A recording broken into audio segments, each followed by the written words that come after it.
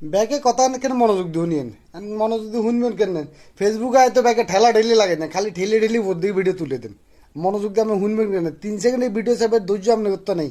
আপনার কিছু জানবেন করতুন, কিছু শিখবেন করতুন। আমরাও বাঙালিরা হইলো যে সারা জীবন আছে হুজুগো বাঙালি।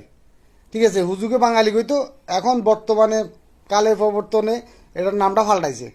কারণ আমরা হইলাম পরিবর্তনশীল, বাংলাদেশের মানুষ পরিবর্তনশীল, বাংলাদেশেও পরিবর্তনশীল। এটার নাম হয়ে গেছে এখন গুজবে বাঙালি।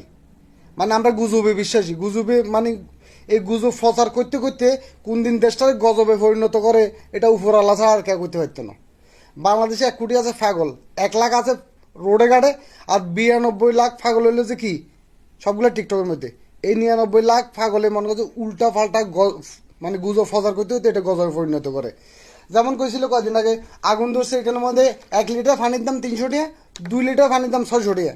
এটা নিয়ে রুমিনা ফারানো সাজি ভিডিও করছে, বোঝন ওয়াজ মজা করে লেছে, ওয়াজার উজুরও ওয়াজও করে ফেলেছে।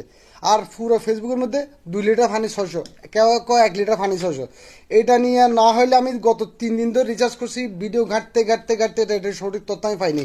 যা ভাইজি সব টিকটকার ভিডিও, টিকটকার ভিডিও ছাড়া কিচ্ছু পাইনি। একটা নিউজ পোর্টাল ইত্তেফাক থেকে একটা নিউজ পোর্টাল দেখছিলাম, যেখানে আগুন করছে তার সামনে দোকানগুলো জিগেছে এটা করে না আমরা তো এমন বেশি না, আমরা নিজেরা দোকান বন্ধ করে উদ্যোগ কাজে নামিয়ে পড়ছিলাম।